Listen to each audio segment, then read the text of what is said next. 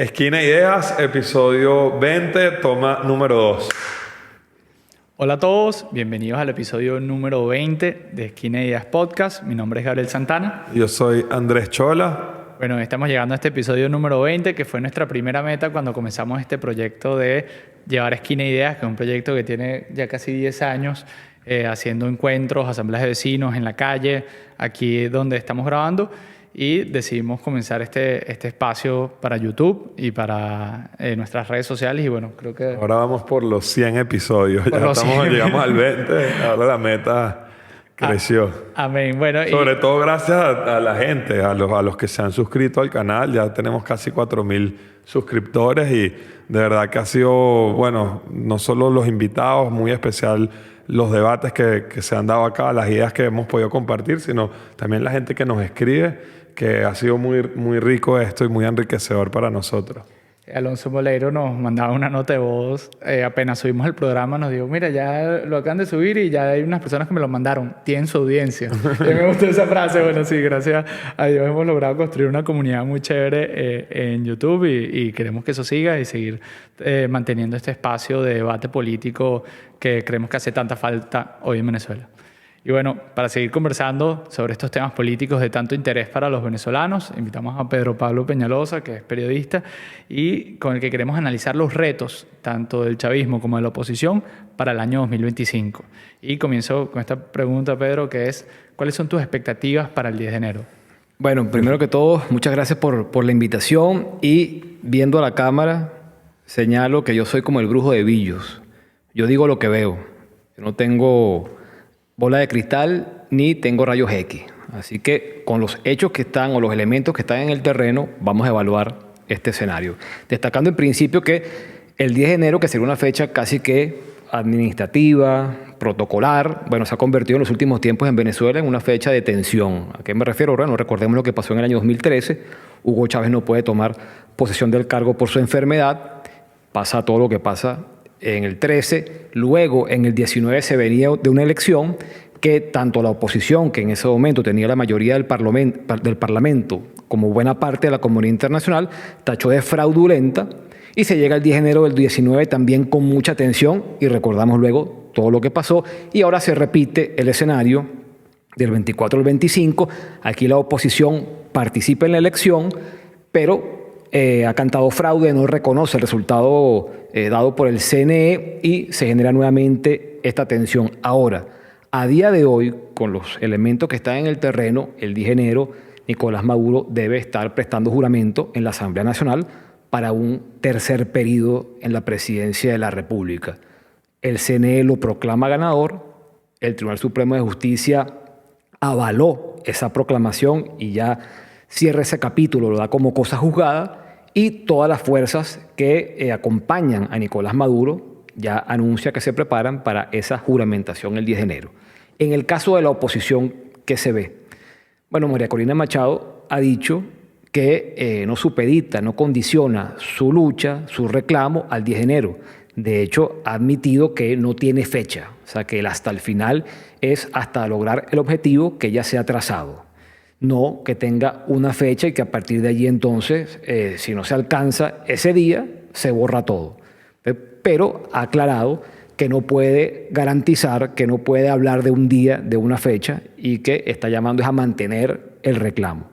Si se revisan las declaraciones de Edmundo González Urrutia, salvo una ocasión donde creo que se dio un poco a la presión, a la insistencia de los medios en España y dijo que estaba aquí el 10 de enero, en realidad también ha sido muy prudente con esa fecha, diciendo que espera estar aquí más temprano que tarde, que regresará a Venezuela cuando retorne la democracia, etcétera, pero nuevamente no está diciendo, no garantiza, no asegura que va a estar aquí el 10 de enero para tomar posesión del cargo.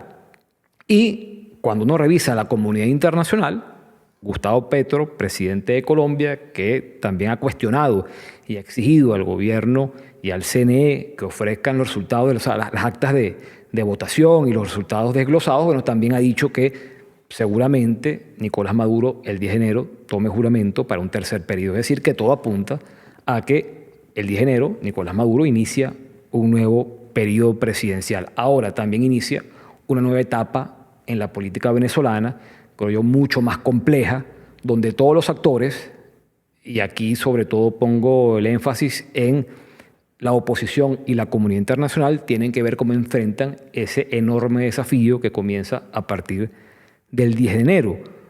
¿Por qué? Bueno, porque, por ejemplo, la comunidad internacional se le ha pedido que eleve la presión para buscar una negociación con el gobierno de Maduro, pero una negociación han planteado desde la oposición que conduzca, que lleve a la posibilidad de un cambio de gobierno. El chavismo se niega por completo a ello. Y si dentro del chavismo no hay quien plantee un cuestionamiento, una crítica, que abra un debate sobre esto, sino que se mantienen como hasta ahora cohesionados, monolíticos, pues muy difícilmente tú puedas avanzar en esa negociación que ha planteado la oposición. Ahora, ¿qué puede quizá contribuir la comunidad internacional en ese momento? Y allí lo complicado, sobre todo, por supuesto, para la oposición. Bueno, buscar la vía para que, de alguna manera, se rescate el objetivo que ya tenía el fracasado, hay que decirlo así, proceso de México, que no alcanzó el objetivo, que era un acuerdo de convivencia. Yo creo que en este momento, y lo vemos hasta en los hechos, más que el cambio que siempre va a estar ahí, el reclamo y la insistencia de la oposición, lo cierto es que hoy en día la oposición busca sobre todo sobrevivir, existir.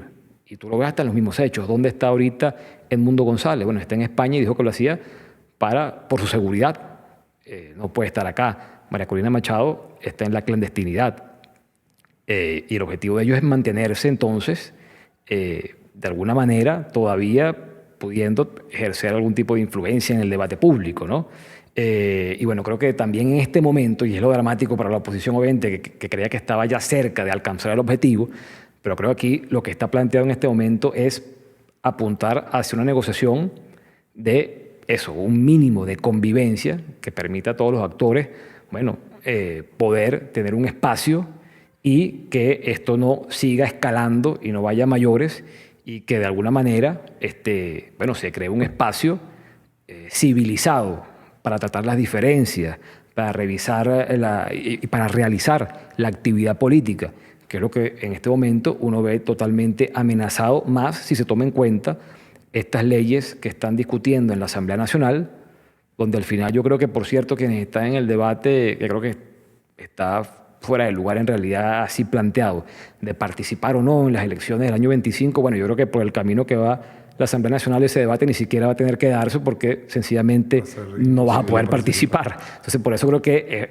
lo que digo es un tema dramático, porque además yo creo que en su momento, que está muy, muy de moda utilizar esta expresión de tragar sapos, yo siempre decía que aquel tragar sapos era un escenario idílico, o sea, un escenario maravilloso donde tú sí tenías que hacer sacrificios, pero donde avanzabas hacia una transición.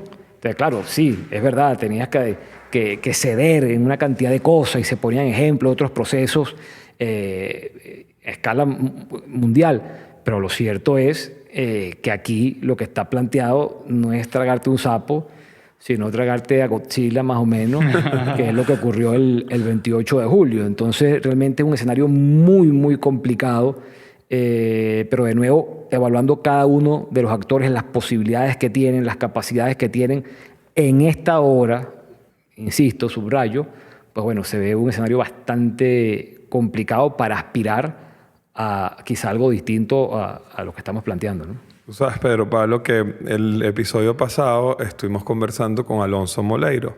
Y Alonso tenía una visión sobre el 10 de enero muy similar a lo que tú estás diciendo. Y una de las personas que vio el episodio en YouTube nos escribió: cónchale, yo lo sigo, veo todos los programas, y me dejó un poco desmotivada, pues muy pesimista la entrevista. Y yo me quedé reflexionando sobre eso, ¿no?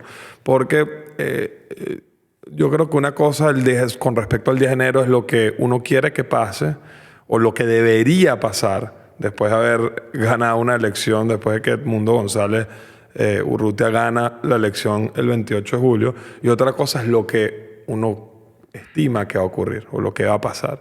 Y ahí hay una diferencia importante, ¿no? Porque yo quiero que ocurra algo que además es lo justo, es lo sensato, es lo que debería ocurrir, pero bueno, ya sabemos que el CNE dio un resultado distinto a lo que la mayoría del país sabe que pasó, que el TCJ dijo eso y ya sabemos un poco hacia dónde va Maduro y todos los que lo acompañan el 10 de enero. Entonces, yo reflexionaba que más allá de que el 10 de enero se juramente Maduro, eso no significa que aquí se acabó el país o que se acabó todo, o que la posibilidad de cambio político ya entonces hay que irse o que ya no hay posibilidad de una transición hacia la democracia.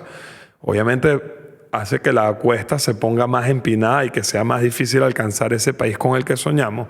Pero creo que, como decía Alonso en ese episodio, el deseo de cambio que tiene Venezuela, que tiene más del 80% de los venezolanos, ese deseo de cambio ya cristalizó. Eso ya para cualquier persona que uno se encuentre en la calle está consciente de que la gran mayoría de los venezolanos queremos algo distinto a lo que estamos viviendo. Y si ese cambio no se concreta el 10 de enero, yo estoy convencido de que más temprano que tarde ese cambio lo vamos a alcanzar. Estoy convencido de eso, con dificultad. Sí creo que lo que hemos vivido en los últimos meses, después del 28 de julio, ha sido duro, ha sido complejo, ha sido difícil. Uno habla acá y habla con reservas, con miedo, a pesar de que estoy diciendo lo que creo y la verdad. Pero dice, bueno, y si yo sigo diciendo la verdad, eso podrá tener implicaciones para mi seguridad personal, para la seguridad personal de nosotros.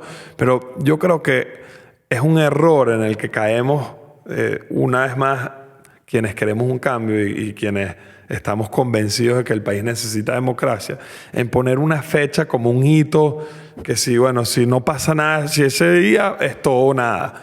Porque normalmente cuando ponemos las cosas así de forma maximalista, que es todo o nada, cuando no ocurre el resultado que esperamos, entonces, bueno, hay un bajón emocional, aumenta la migración, la gente dice aquí perdimos. No, entonces yo creo que desde el punto de vista, por lo menos para mí, como político, creo que es prudente y además un ejercicio de responsabilidad con las personas que pueden creer en lo que yo digo. Decir, bueno, mira, sí, efectivamente yo también veo complicado el 10 de enero, pero eso no significa que yo claudiqué o que yo quiero pasar la página o que yo estoy contento con que eso venga. No, yo al revés. Eso me genera mucha frustración y no quiero que eso pase, pero sí creo que ese ejercicio de responsabilidad hace que tengamos las expectativas en el lugar donde deben estar. Sí. Si el 10 de enero logramos que seguramente Edmundo González Urrutia, yo voy a ser el más feliz. Bueno, creo que va a haber una competencia en el país de felicidad por meses y años que estarán esas fiestas patronales de celebrar que finalmente logramos dar un paso en firme hacia una transición hacia la democracia. Pero si no ocurre, mi expectativa hoy en día está muy asociada a lo que tú acabas de decir. Entonces, el 11 de enero yo no voy a estar levantándome, triste, frustrado, porque más o menos ya uno puede esperar un poco lo que va a pasar en esos días. Yo creo que es clave, porque si uno revisa el pasado, yo digo que todos los días han terminado en D de decepción, ¿no? Porque Qué bueno eso. Pones como esa gran fecha y se genera toda aquella expectativa, pero aquí, y tú lo haces de tu posición de político, yo como periodista, es evaluar, por eso decía, los elementos que están en el terreno. No confundir esto con deseos, anhelos, sueños, aspiraciones, sino con la realidad que está allí. Por eso incluso también destacaba como quienes están al frente de ese proceso también se han cuidado en sus declaraciones de poner esa fecha y más bien han hablado de alcanzar el objetivo que se han trazado. Yo creo que eso es fundamental en este momento, entendiendo que después del 10 viene el 11, o sea, que la vida continúa, y lo que sí creo yo, y por eso advertía también de todos los que están involucrados allí, de evaluar esa realidad, es qué puedes tú aspirar, qué puedes tú lograr. Por eso recordaba lo que fue en su momento el proceso de México. ¿Qué se planteaba allí? Ahí no se planteaba la salida de Maduro. Ahí se planteaba, era un acuerdo de convivencia, que yo siempre lo vi muy complicado. Había quienes decían, hay una responsabilidad de Estados Unidos que no, tomó las medidas que facilitaran ese proceso. Había quienes también cuestionaban a sectores de oposición que siguen insistiendo en la tesis de la máxima presión, y entonces por eso no se involucran, digamos, de manera sincera con la negociación. Eso también puede ser un elemento, pero también hay una cosa fundamental que es lo que está ocurriendo en el chavismo. Es decir, yo creo que era muy difícil que el chavismo cediera a ese acuerdo de convivencia, porque parte fundamental del discurso del chavismo es que los únicos que pueden gobernar Venezuela son ellos, que ellos son los únicos que garantizan la paz, que si no están ellos en el poder, entonces hay baño de sangre, hay guerra civil, hay conspiración, hay terrorismo. Entonces, claro, si tú hubieses firmado ese acuerdo de convivencia, bueno, tú desmontabas ese discurso, porque bueno, tú decías, bueno, ahí están las normas, y quien se monte allí, respetando la alternabilidad que debe existir en cualquier sistema democrático, bueno, sabe a qué atenerse y sabe cuáles son las normas, y a partir de allí, bueno, se da el juego que se da en cualquier democracia con una constitución, con unas normas. Insisto, viendo esta realidad, ¿qué tanto puedes tú avanzar en ese objetivo de una negociación para que el gobierno ceda en una transición, entregue el poder, cuando ellos insisten que ganaron esa elección y todas las instituciones del Estado pues avalan ese anuncio? Y cómo tú más bien, o sea, si puedes alcanzar eso. Recordemos también cuando hablamos de la comunidad internacional que esto no comenzó ayer. Desde el año 19, Estados Unidos, las principales potencias europeas, incluso en su momento la mayoría de América Latina, no reconocía a Maduro como presidente legítimo, y llegaron incluso al extremo de reconocer un gobierno interino, que hay quienes hoy dicen, bueno, no es lo mismo Guaidó que Edmundo González Urrutia. Claro, pero la diferencia, que es clara, por cómo surge cada uno de ellos, es que el tema de Edmundo González, esos votos no eran para Washington, esos votos no eran para Bruselas, esos votos eran para que internamente, bueno, las fuerzas que están dentro del país dijeran, bueno, este es el resultado electoral, esto hay que respetarlo. ¿Qué quiero decir con esto? Bueno, que no ha sido poco el apoyo que se ha tenido en la comunidad internacional, que yo creo que en este momento se muestra un poco paralizada, no tanto, creo yo, haciendo una gran evaluación estratégica de los pasos a seguir, sino porque creo que no haya muy bien por dónde entrarle a esto.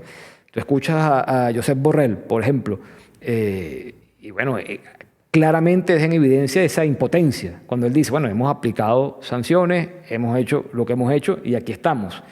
Creo que en el caso de Estados Unidos, obviamente también está todo condicionado a la elección del 5 de noviembre, luego la toma de posesión también del presidente en Estados Unidos, en un contexto internacional donde tienes Medio Oriente, bueno, en llamas, donde tienes el tema de Ucrania también allí siendo un elemento enorme de perturbación.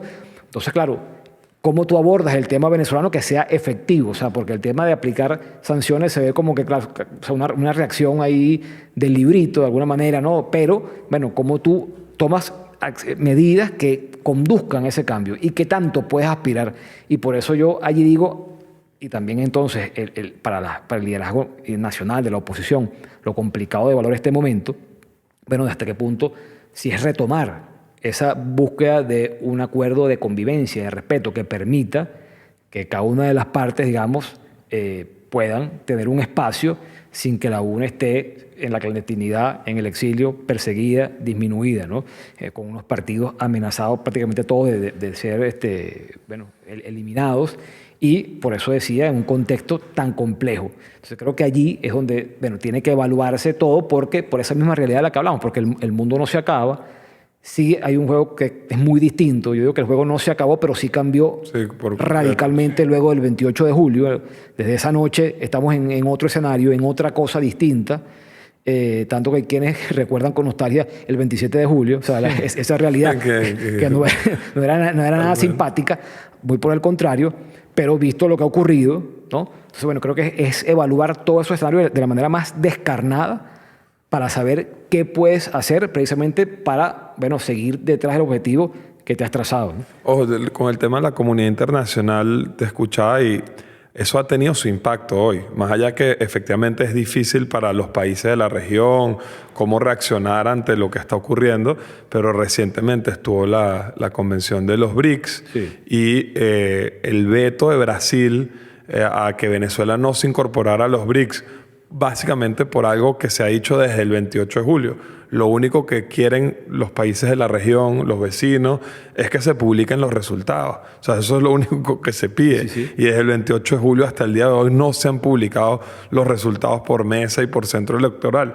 Entonces, que eso haya pasado, o sea, a mí me sorprendió ver a Delcy Rodríguez llegando a Rusia, después ver a Maduro y a Cilia llegando a Rusia. Yo dije, bueno, como que lograron incorporarse a los BRICS, que además ha sido un anuncio que ellos están haciendo desde antes de las elecciones, diciéndole a las bases del chavismo, nuestra salvación es por este camino. Nosotros vamos a lograr bypassear las sanciones y vamos a lograr construir un mundo multipolar participando en este escenario. Y que hoy Venezuela no pueda entrar en ese grupo, básicamente porque un presidente que es un presidente de izquierda, que había sido tradicionalmente un gran aliado de Hugo Chávez, que sea hoy esa persona la que levanta la voz para decir, epa, ya va, aquí hay un veto porque aquí no se ha cumplido con la palabra de algo que se venía trabajando desde antes de las elecciones, que simplemente publica los resultados y para que la gente pueda confiar. Ya creo que es una forma tangible de ver el impacto que está teniendo el hecho de que la mayoría de los países, sobre todo los países donde hay democracias, porque los países donde hay regímenes autocráticos, bueno, es lógico que uno vea a Putin diciendo Maduro es el presidente de Venezuela. O sea, si Putin es muy parecido en el sentido de que cuántos años tiene gobernando ese país y efectivamente no hay democracia en ese país. Pero cuando uno ve que el mundo occidental, la mayoría de los países donde hay democracia, no reconocen el resultado que anuncia el CNE y que ya eso empieza a tener un impacto, yo también digo, bueno, ¿cómo va a ser el impacto que va a tener esto que está ocurriendo después del 10 de enero? Porque muchos se han usado como argumento, bueno, yo no puedo reconocer hoy a Edmundo González Urrutia como presidente de Venezuela porque la fecha de la juramentación del presidente es el 10 de enero. Entonces han usado eso como excusa para decir hay unos meses de maniobra, de negociación política donde pudiera ocurrir algo, pero bueno, ya se está cortando el tiempo y estamos llegando a ese momento. No, yo lo que veo es que ese apoyo internacional es clave. Yo creo que además en esta ocasión el elemento diferenciador es Brasil y Colombia. Hablamos de dos líderes que históricamente han sido muy cercanos a la revolución chavista y hoy también, bueno, exigen la publicación de las actas de votación y han cuestionado, no han reconocido el resultado. Lo que digo yo es, tú esa presión, ¿hasta dónde puedes llegar? O sea, ¿qué puedes llegar? ¿Qué puedes lograr? ¿Me explico? Creo que es la discusión que deben estar también teniendo en la comunidad internacional y también, por supuesto, el liderazgo debería tenerlo aquí en Venezuela. O sea, que yo puedo, con esa presión, tú dices, bueno, está el caso de los BRICS, seguramente veremos otras acciones de ese tipo, un enfriamiento de esas relaciones, pero eso llevaría, digamos, a elevar la presión a tal nivel de que dentro del gobierno piensen sentarse a negociar una transición. Hay maneras, hay mecanismos, o puedes llevar esa fuerza a otro objetivo que quizá puedas alcanzar al menos. Por ejemplo, fíjate que en el caso de Brasil, ellos también están reclamando el caso de las personas que están en la embajada, las 6 que están en la embajada de Argentina. Y también es una manera de decir, bueno, yo te estoy pidiendo el salvoconducto, el canciller de Brasil llama a su homólogo venezolano y no le atiende el teléfono o no le responde o le dice te respondo luego y jamás aclara la situación y eso va generando esta tensión y creo que también Brasil aquí reacciona diciendo, mira, vamos un poquito en serio, ¿no? En esto, tampoco es que vas a estar jugando conmigo permanentemente. Entonces, el punto es que, de nuevo, lo que sí lo pongo yo es en el contexto, porque aquí, como te digo, desde el 19, o sea, Estados Unidos, por ejemplo, bueno, no reconoce a Maduro como un presidente legítimo. Y también la mayoría de la Unión Europea. Y también recordamos las declaraciones de Borrell e incluso en su momento la mayoría de América Latina, que también va variando según los presidentes que estén en ese momento, ¿no? Y de repente hay un giro porque estaba Macri y después viene Fernández, ¿no? Otra vez a la presidencia, el kirchnerismo. Pues, que en todos esos países cambian los presidentes. Exactamente. Venezolanos.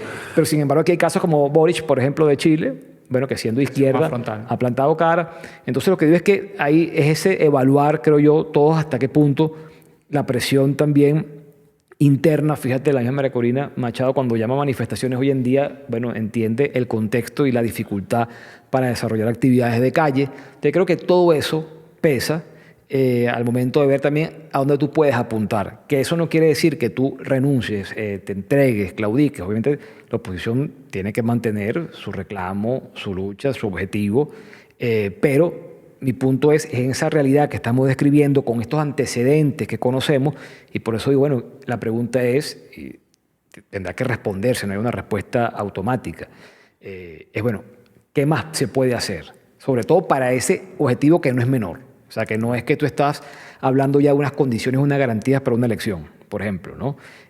Sino que tú estás hablando ya de una posibilidad de que se abran a evaluar la opción de una transición, un camino de transición.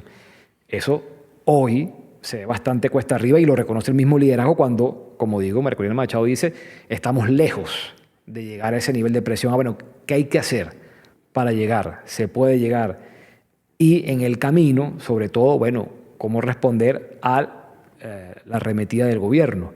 Entonces creo que todo eso pesa al momento de analizar este momento y los obstáculos que tiene, las dificultades que tiene, que no son pocas y que, repito, bueno, allí también ese punto, ahí sí el 10 de enero sirve como referencia para marcar esa nueva etapa, ¿no? Sí, cuando hablamos del 10 de enero parece que la oposición la tiene mucho más complicada que el gobierno, pero yo creo que tiene unos retos muy grandes para poder regresar medianamente ese 27 de julio, donde tenía una cierta estabilidad política. Porque primero, ya después del panorama internacional que hemos conversado de cómo le sucede esto en los BRICS antes del 10 de enero. Yo creo que eso probablemente, el rechazo de la comunidad internacional va a aumentar posterior al 10 de enero, porque sí es verdad que muchos países han jugado el no reconocimiento de la elección, pero eso no significa, o no sabemos todavía cómo se va a representar eso a partir del 11.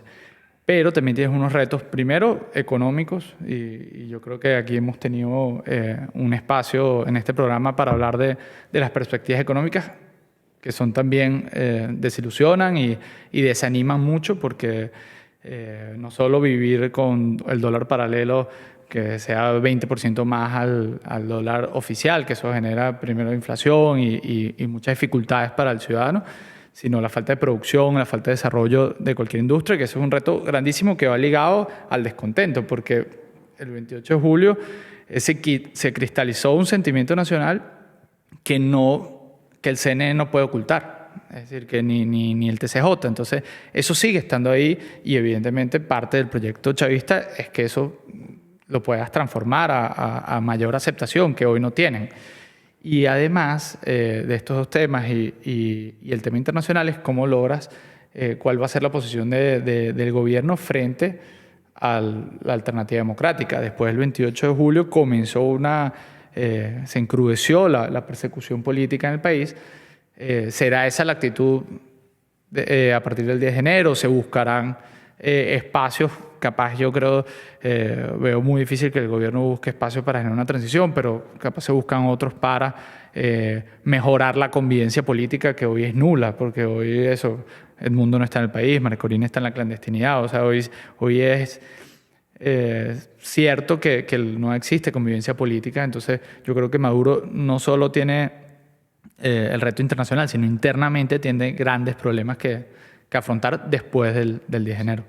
Sí, bueno, con el tema de la economía, como advierten los expertos, una economía más que, bueno, que se ha reducido, empequeñecido ya a niveles alarmantes, y obviamente esta situación impide que haya una normalización de las relaciones de Venezuela con la comunidad internacional. Entonces, esperar que haya, digamos, inversiones, que la Banca Internacional de Préstamos o que el Fondo Monetario, instituciones globales faciliten, digamos, inversiones y den apoyo, bueno, luce cuesta arriba, porque sigue allí pesando el tema de, más que el reconocimiento, es el desconocimiento que ya vienes cargando con esto, y seguramente, bueno, aquí ya hemos visto las declaraciones, para nada piensan, digamos, dar por bueno el resultado del 28 de julio, el resultado oficial que dio el CNE, y entonces esa tensión se va a mantener y por supuesto eso tendrá un impacto en la economía y en la sociedad venezolana, ¿no? Que por supuesto ya se habla de una nueva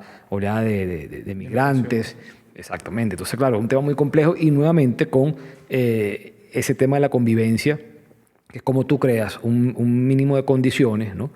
Para que, bueno, aquí se manejen las diferencias de manera civilizada, que es lo que se, digamos, empeoró a partir del 28 de julio, y a eso me refiero cuando digo que el juego es distinto. Y creo que en buena medida, por eso te decía que esa discusión de cara al año próximo, que ya algunos asoman, de bueno, cómo hacer con las elecciones, Hay algunos, y por yo este vi camino. una actividad de un político regional, su cara, su nombre y el nombre del estado. O sea, como que ya arrancó, ya hay gente que arrancó pre-campaña, las gobernaciones, las alcaldías Bueno, desde pero es que, ahorita. claro, que también esas elecciones se prestan para eso, de que, bueno, haya infinidad de candidatos distintos a una elección presidencial, que al final, como vimos, aunque se hizo un intento para promover o asusar la división, la fractura, bueno, fue un Eso tema fue un foul. totalmente, y fueron, bueno, al final cara a cara entre dos candidatos. Las elecciones regionales se prestan para eso que tú señalas, bueno, que esta cantidad de candidatos que brincan de un lado a otro. Pero es que nuevamente, yo creo que aquí la discusión no está en participar o no. Creo que es una cosa que quedó Es ya estéril esa discusión totalmente. ahorita. Sino que en esa misma línea es, y creo que es un tema que desde hace tiempo está pendiente, es cómo tú recuperas el sentido, la esencia del voto. Sí, por ejemplo, en ese último capítulo alguien nos decía, bueno, me queda claro que ya en Venezuela no se puede votar más nunca, decía en los comentarios. Sí. Yo también decía, bueno, obviamente después de lo que pasó el 28 de julio, Claro. yo mismo, yo me cuestiono cómo yo vuelvo a votar si no se respetó la soberanía popular.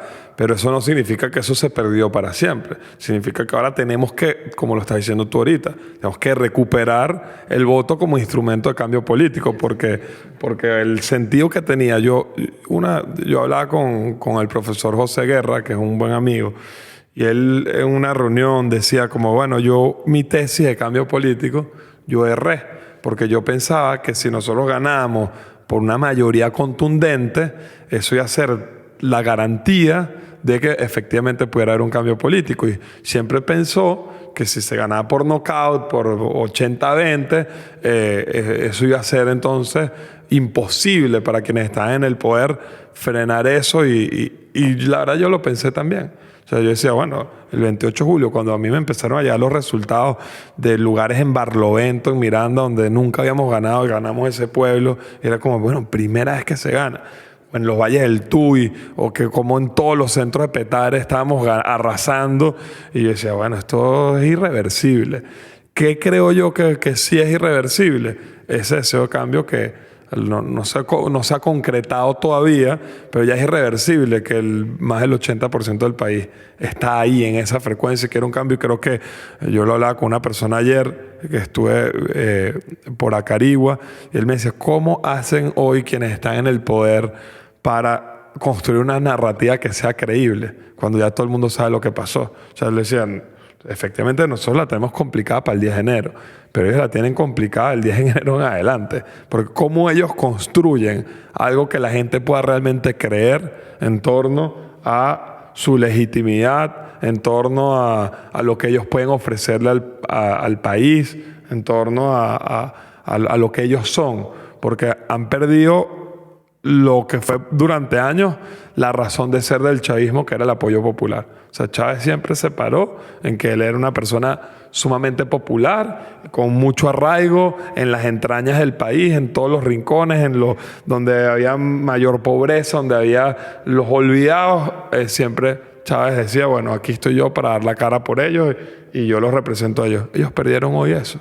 Hoy yo digo, ellos perdieron lo que había sido uno de los pilares fundamentales que te mantenían en el poder, que era que efectivamente por muchos años fueron un proyecto popular. Ya eso lo perdieron. ¿Cómo hoy afrontan no solo el 2025, cómo afrontan el futuro? Y también con esto voy a entrar en un tema que es así áspero, pero yo veía la detención que hubo recientemente del ministro vinculado a todo el tema petrolero. Y yo decía, bueno, qué difícil debe ser para quienes están hoy en día asumiendo alguna responsabilidad de gobierno, cuando ya uno empieza a ver que cada cierto tiempo hay una cacería de brujas dentro de quienes soportan, quienes son sustento del chavismo en el poder. O sea, eso también hay que verlo, porque tú decías hace un rato, bueno, ellos se han logrado mantener unidos, compactos. Ciertamente eso es lo que transmiten hacia afuera, pero cuando uno ve esas fisuras, cuando ves esas detenciones, cuando ves que de repente el fiscal general da una declaración con respecto a Brasil y después tiene que pedir disculpas públicamente diciendo, no, yo no quise decir esto. O sea, tú dices, bueno, ¿están tan unidos como aparentan o bueno, hay una persecución mayor de aquel lado que la propia persecución que uno recibe teniendo una idea distinta a la que ellos promueven? Sí, la cosa es que yo creo que, o sea, con respecto al chavismo, es una caja negra, ¿no? En realidad es muy opaco y es muy difícil tener una lectura clara de lo que ocurre allí.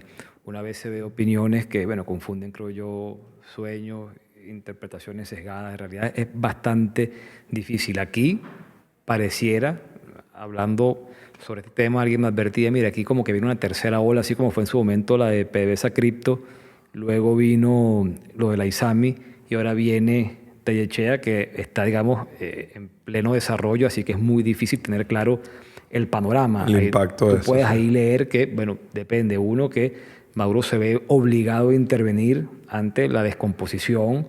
Él ya venía desde hace un par de meses hablando de los enchufados. A mí me llamó mucho la atención cuando comenzó a utilizar el término, un término acuñado por la oposición, y que todo el mundo tiene claramente definido. Y él toma esa expresión, esa palabra, y uno decía, bueno, pero ¿por qué y hacia dónde apunta? En ese momento no se sabía y ya estamos entendiendo, cuando hablaba de enchufados, a quién se refería. Y esto, repito, no sabemos cuántos más, si tomamos en cuenta o tomamos como referencia los operativos anteriores, bueno, cuántos más pueden caer en el marco de esta investigación. Luego hay un tema allí que es que en este contexto, y se combina con la situación de la economía que hablábamos, bueno, cada dólar cuenta, ¿no? Entonces, claro, cuando se pierden unos millones, quizá en el pasado, cuando se extraviaban, aquello no generaba tantos problemas como ahora, ¿no? Ahora se pierden unos dineros por allí y entonces se dispara la tasa de cambio y se genera una cantidad de trastornos y es un terremoto, porque es una economía, bueno, que está en este estado que hemos descrito, ¿no? De crisis, y la corrupción viene y entonces allí es donde también es un elemento que genera ruido e inestabilidad al gobierno, ¿no? Entonces, de nuevo, es difícil en este momento y por las cosas como se manejan allí tener claro ese panorama. Hay que ver cómo evoluciona esa investigación, y además todo esto ocurre luego de los cambios que se anunciaron en el alto mando, ¿no? Recordemos que Tellechea es coronel del ejército y pasa esto, pero nuevamente, bueno, hay como que distintas lecturas, pero es como difícil, o sea, sería como precipitado en este momento sacar una conclusión cuando apenas están, de hecho no hay claridad ni siquiera de cuántas personas pues están siendo investigadas, detenidas, exactamente, ¿no? Pero sí, o sea, digamos, es este contexto en el que estamos describiendo también, como digo, hay quien puede decir que, bueno, Maduro se siente tan sólido que puede llevar adelante estas acciones sin temer que esto signifique un problema mayor, ¿no? Político, sí. Por ejemplo. Bueno, pero de nuevo, eso hay que ir leyendo. Lo que sí es cierto es que la corrupción, obviamente, sí se les convierte en un gran dolor de cabeza, por lo que decimos que antes quizá tú podías un poco maquillar aquello, porque bueno, Venezuela tenía ingresos. Sí, una bonanza petrolera. Hoy en día ya ciertamente cuando se pierde un dólar, bueno, te cuesta y más, y lo podemos vincular a lo que tú hablabas de ese relato. Bueno, precisamente el gobierno ha tratado, hablando del 1 por 10 del buen gobierno y hablando, bueno, de solucionar los problemas que están en la calle, porque la gente, hay un reclamo permanente por la crisis de los servicios públicos, los salarios. un salario que es una miseria, educación, salud, etcétera. Entonces, claro, si además de esto, lo que tienes allí destinado a ciertas obras, vienen y se lo meten en el bolsillo, unos que están allí supuestamente apoyando al gobierno, pues no, también uno entiende la reacción que eso puede generar, pero de nuevo, bueno, hay que ir viendo cómo eso se va desarrollando para ver hasta dónde puede llegar, ¿no? Por eso decía, cuando Maduro hablaba de los enchufados, bueno, hasta dónde vas a ir, contra quiénes vas a ir y cómo eso, bueno, qué repercusión puede tener en el plano político, en el plano económico, creo que está por verse, ¿no? De acuerdo.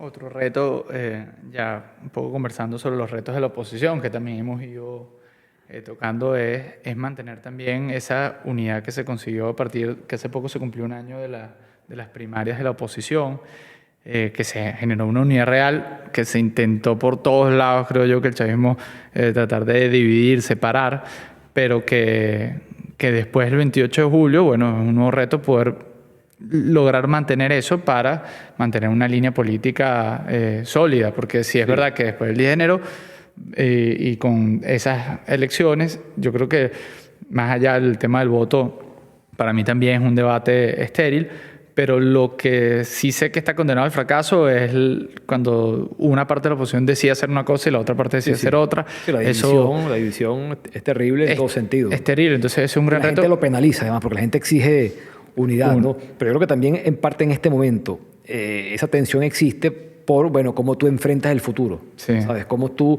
te plantas sobre lo que viene. Yo creo que mucho de esa discusión sobre, digamos, hay quienes tienen el temor de que hay un presidente electo en el exilio y que eso entonces más bien atente contra la posibilidad de la negociación o atente contra la posibilidad de reorganizar la estrategia y el plan político en el terreno, en Venezuela. Qué hacer con lo ocurrido el 28 de julio. Cuando decía qué hacer con el voto, de nuevo, y tú hablabas del profesor Guerra y las tesis de cambio. Yo creo que aquí lo que pasa es que mucha gente en algún momento estaba como muy entusiasmada en ver quién tenía la razón, ¿no? O sea, yo tengo mi tesis, es la máxima presión, yo tengo la mía, que es el voto. Y yo decía, ninguno se ha equivocado, ¿no? Todos tienen la fórmula combinación perfecta. de todo. Y yo lo decía, y en realidad, porque en realidad unos y otros primero se parecen a veces bastante en cierto sectarismo y soberbia en cómo dan la discusión, pero además en ver que darse cuenta que es que todo ha de alguna manera fallado, es decir, o que no hay una fórmula exacta que tenga la solución de todo, ¿no? Y pasa, por ejemplo, con el tema del voto. Yo hablo de recuperar el sentido del voto, es que obviamente que el voto cuente, ¿no? Que elija, pues. Sin duda, pero es que además lo que hemos visto, que tú votas por un alcalde, entonces el alcalde después es removido, es encarcelado, Sí. o votas por un gobernador que es maniatado, que no puede hablar de temas políticos ni siquiera porque entonces el hombre está, bueno, contra las cuerdas permanentemente, o lo mismo con un parlamento, con un diputado. Entonces tú dices, bueno, pero es recuperar el sentido, o sea, que tú elijas, pero que además ese cargo, o sea, no sea un tema nominal. Bueno, este señor se reconocen resultados, pero bueno, después tú desvalijas la gobernación, la alcaldía no tiene recursos, entonces el hombre está contra las cuerdas y al poco tiempo le montas entonces un protector o un jefe de tal cosa y entonces lo terminas borrando. O sea, es que o sea, al final, y eso está ocurriendo no es de ayer. O sea, aquí, Sí, eso tiene años ocurriendo. sí. Es que mire, yo digo, si se hubiese respetado en realidad el resultado del año 2007, cuando el referéndum de la reforma, yo creo que muchas cosas, o sea, no Bien hubiésemos dicho. No llegado a era este reelección nivel. indefinida. O el, 2000, o el Al 2015, final, por ejemplo. Claro, sí, pero sin llegar, o sea, nada más en el 2007, y podemos ir más atrás, pero en el 2007, que tú, bueno, reconoces, yo me acuerdo que luego días después de la elección, Chávez decía, bueno, yo tendré que retirarme. ¿Tú te imaginas el impacto político que hubiese tenido en la vida del país que tan temprano como en 2007 Hugo Chávez hubiese dicho, bueno, tendrán que venir otros? Realmente lo que hubiese significado eso dentro de la oposición, dentro del chavismo, para la vida política del país, cuando aquella reforma que la mayoría dijo no y luego se aplicó vía leyes y decretos, que se hubiese frenado allí. O sea, no es el tema de que yo respeto ese día y digo, bueno, sí, y al día siguiente, entonces resulta que no respeto absolutamente nada en los hechos. Sí. Que en el año 2015 lo mismo. La oposición ganó 2/3 de la Asamblea. ¿Cuál fue la solución? Primero, le elimino la representación de Amazonas. O sea, tú usas un Estado que se queda sin representación en el Parlamento. Y luego, bueno, voy al TCJ para que el TCJ se encargue de liquidar esa asamblea. Pero en teoría, entonces, reconociste. No, o sea, es que ese voto cuenta. Aquí todo esto venía anunciándose. O sea, cuando aquí se dijo, por ejemplo, el tema del Esequibo. No, que es que... O la misma constituyente. No, que eso fue manipulado. No, pero eso no pasa si está la oposición ahí de testigo. Bueno, señoras y señores. Señoras y señores. O sea, yo creo que eso pasa hace tiempo. Y creo que en el 2018, de hecho, recuperar el voto, ¿no? Hubo un ejemplo para mí crítico que fue el resultado en el estado de Yaracuy, donde Luis Parra dan el resultado de la elección y él pierde. Pierde su circuito para ser diputado. Y después 2020, es eso. No, en el 2020, perdón, en el 2020, en las parlamentarias, perdón. Y después le adjudican la diputación Por lista nacional. por lista nacional en un invento que eso no era ni siquiera posible.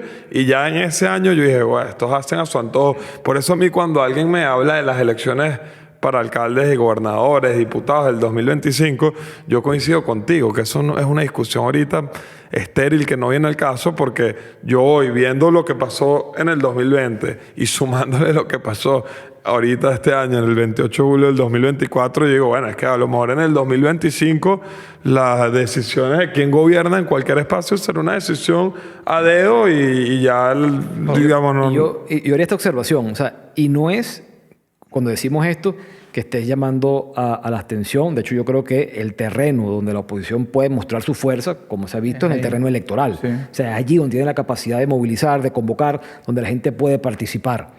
Entonces no se trata de llamar, o sea, de rechazar la participación o descartarla, no. Sino, insisto, de cuando hablamos de sentarse a negociar, por ejemplo, con este CNE...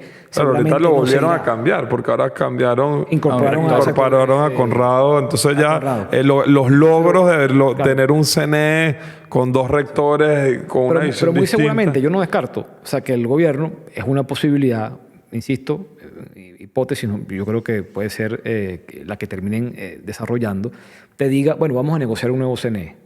Porque igual han cambiado el CNE, bueno, sí, recuerda tantas veces. Exactamente en los últimos tiempos. Bueno, vamos a negociar un nuevo CNE para, bueno, ok, entonces tú, o sea, de nuevo entras en esa etapa de negociación. Lo que quiero decir es que aquí, además del tema, o sea, aquí se demostró también que no es un tema de un rector, 2 rectores, no, o sea, el tema es si tú buscas respetar la institución, respetar a los rectores, que tengan su espacio, también el voto, de nuevo, o sea, que se respete aquello. O sea, creo que el esfuerzo, o sea, y por eso digo, no es abandonarlo, no es decir, bueno, que no funciona, no, es cómo lo rescatas. O sea, y por eso, en el caso de, si la negociación de México hubiese avanzado, tú podías incluso dar pasos hacia la democratización con Nicolás Maduro en Miraflores.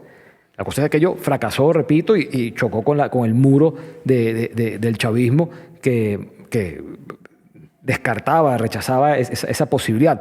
Pero lo que voy es cómo, o sea, creo que está en enfocarse el esfuerzo en, bueno, cómo tú recuperas, cómo tú rescatas, porque tal cual, bueno, si no presentas las actas y los resultados desglosados en una elección presidencial, bueno, el alcalde Turmero, tú te puedes imaginar, o sea, sí. Este caballero, ¿entiendes? O sea, sí, este amigo que está aquí, se acabó la película. Entonces, claro, ¿cómo tú evitas eso? ¿Cómo tú te abres a una etapa donde nuevamente, digamos, se avance en recuperar ciertos espacios, ciertos derechos que se están negando para ir entonces hacia esa democratización que se está exigiendo, solicitando? Entonces, creo que es un tema, pues digo, complicado obviamente, porque de nuevo tú estabas apuntando a lo mayor. O sea, llegaste a la meta. Sí. O sea, después de todo el sacrificio, de todo el esfuerzo, estás llegando a la meta y te dicen, mira, resulta que faltan 10 kilómetros más. Vamos a exactamente, y además empinado así, ¿no? O sea, entonces, claro, se entiende la dificultad y ese es también un desafío para el liderazgo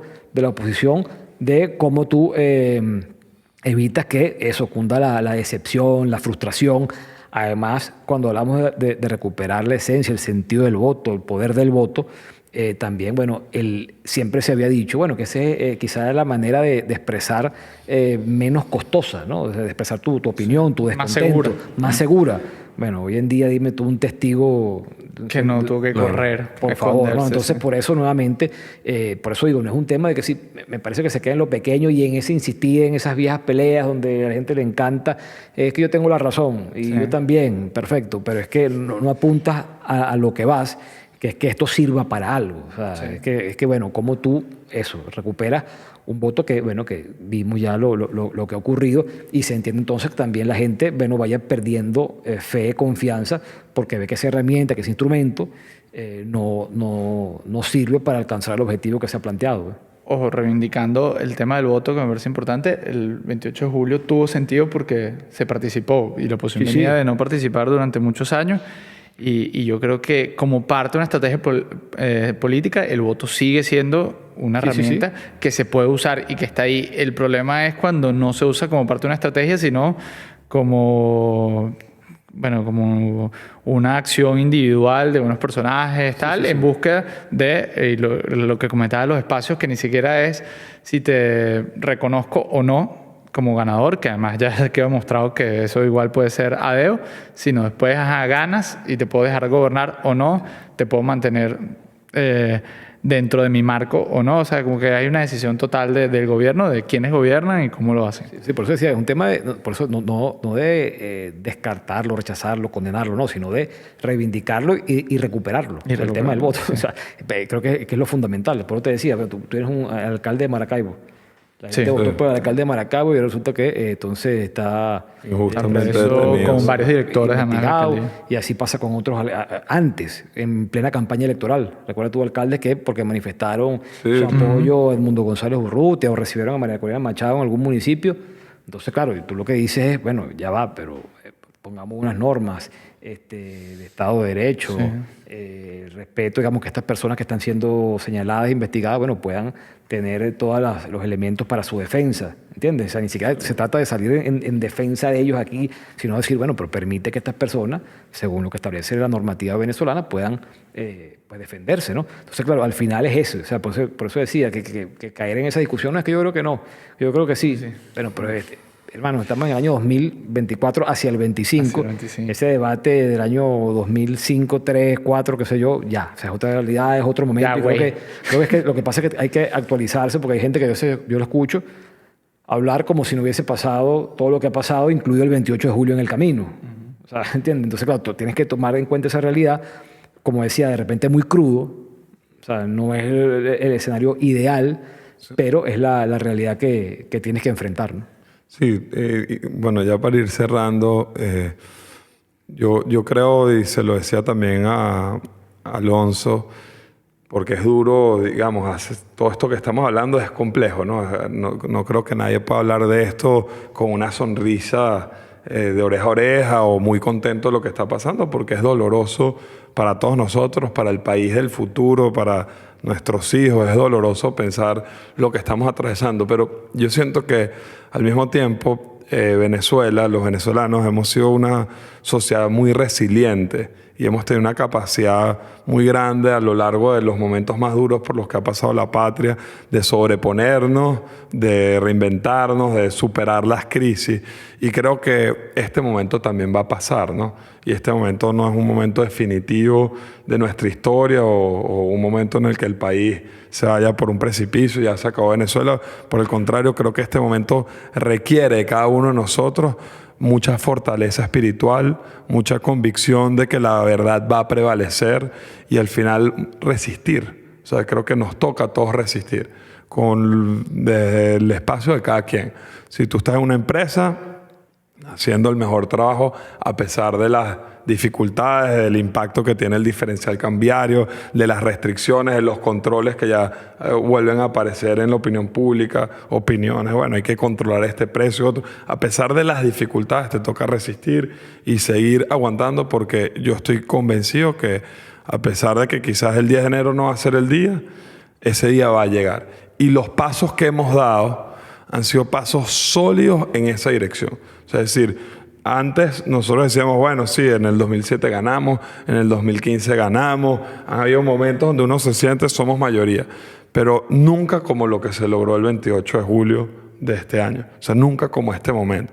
Y esto ha sido una construcción en la que todos fuimos protagonistas, en la que hubo un liderazgo serio que nos guió hacia ese resultado, y creo que hay que confiar en que finalmente, estos pasos que dimos nos van a terminar llevando a ese día en el que finalmente podamos celebrar, porque el país completo, y no creo que es una historia de ganadores y vencidos y perdedores, creo que es una historia que el país completo diga, bueno, finalmente aquí nos pusimos de acuerdo y podemos transitar hacia una forma de gobierno que nos conviene más a todos, porque al final yo creo que en la democracia es el espacio donde nosotros podemos tener una vida con libertad, donde podemos tener una vida con justicia, con prosperidad económica y donde finalmente podemos tener una vida digna. Y yo le apuesto a esa Venezuela.